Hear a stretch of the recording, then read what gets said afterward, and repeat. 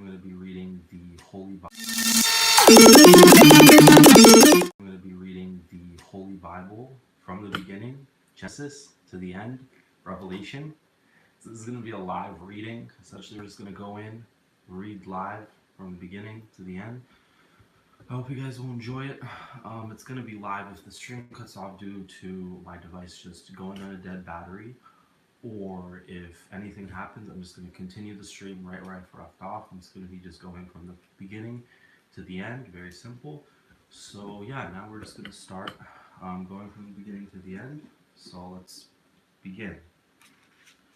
So this is the New International Version, by the way, and I'll be leaving an affiliate link to buy it in the description if you're interested. So let's just begin. So we're going to skip the preface. We don't really need to read that. So we're just going to hop into the Old Testament and just begin on the beginning. So, in the beginning, God created the heavens and the earth. Now the earth was formless and empty. Darkness was over the surface of the deep, and the Spirit of God was hovering over the waters. And God said, "Let there be light." And there was light. God saw that the light was good, and he separated the light from the darkness. God called the light day, and the darkness called night. And there was evening, and there was morning, the first day. And then God said, "Let there be a vault between the waters to separate water from water." So God made the vault and separated the water under the vault from the water above it. And it was so. God called the vault sky. And there was evening, and there was morning, the second day. And God said, "Let the water under the sky be gathered to one place, and let the dry ground appear." And it was so. God called the dry ground land, and the gathered waters he called seas. And God saw that it was good. And then God said, "Let the land produce vegetation, seed-bearing plants, and trees on the land that bear fruit with seed in it, according to their various kinds." And it was so. The land produced vegetation, plants bearing seed according to their kinds, and trees bearing fruit with seed in it according to their kinds. And God saw that it was good. And then there was evening, and there was morning, the third day.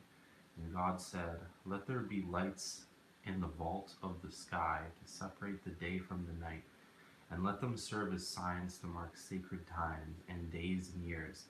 And let them be lights in the vault of the sky to give light on the earth." And it was so. God made two great lights, the greater light to govern the day, and the lesser light to govern the night. He also made the stars. God set them in the vault of the sky to give light on the earth, to govern the day and the night, and to separate light from darkness. And God saw that it was good. And there was evening, and there was morning, the fourth day. And God said, "Let the water teem with living creatures, and let birds fly above the earth across the vault of the sky." So God created the great creatures of the sea and every living thing with which the water teems and that moves about in it, according to their kinds, and every winged bird according to its kind. And God saw that it was good. God blessed them and said, "Be fruitful and increase in number, and fill the water in the seas, and let the birds increase on earth." And there was evening, and there was morning, the fifth day.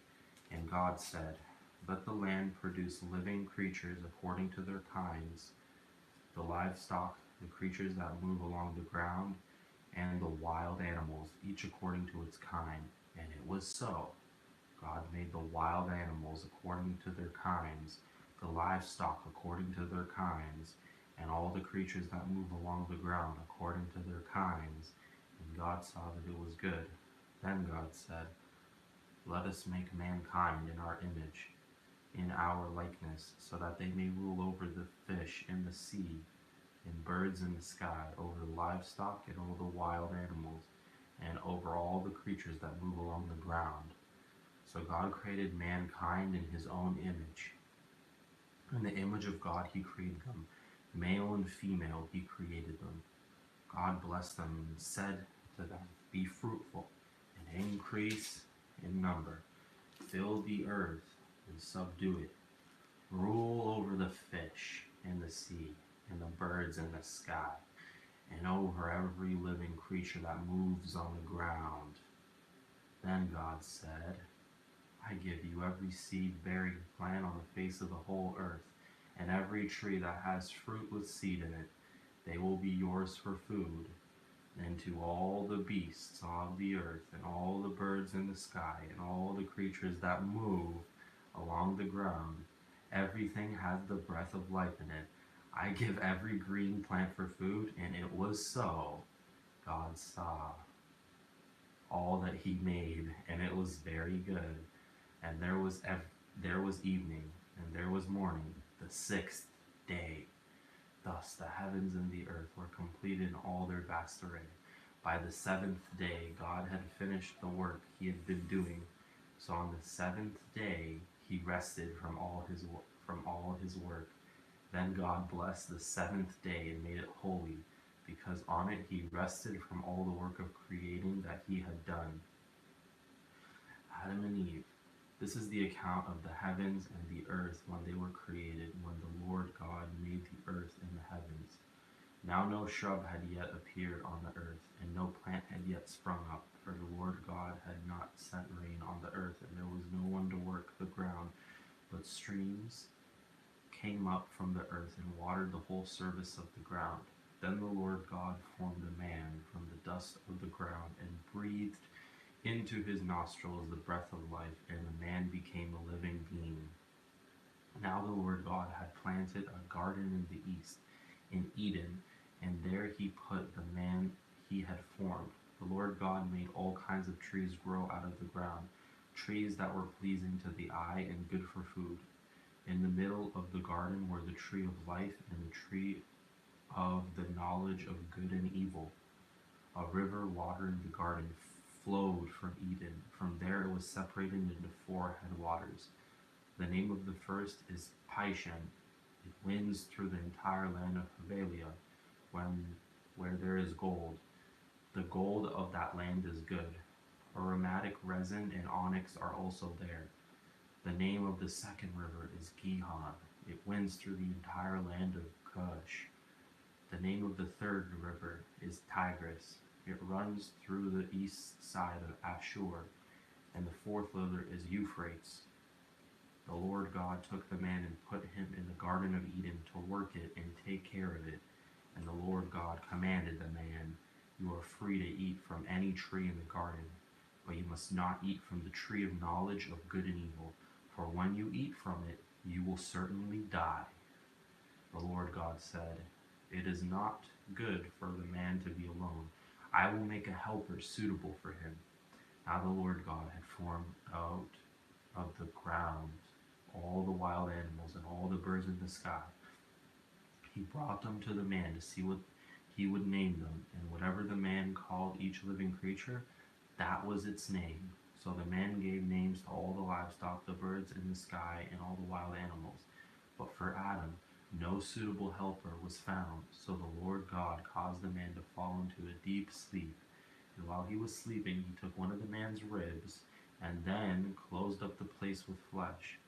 Then the Lord God made a woman from the rib that he had taken out of the man, and he brought her to the man. The man said, "This is now bone of my bones, and flesh of my flesh. She shall be called woman, for she was taken out of man. That is why a man leaves his father and mother, and is united to his wife, and they become one flesh." Adam and his wife were both naked, and they felt no shame. The fall. Now the serpent was more crafty than any of the wild animals the Lord God had made. He said to the woman, "Did God really say, 'You must not eat from any tree in the garden'?"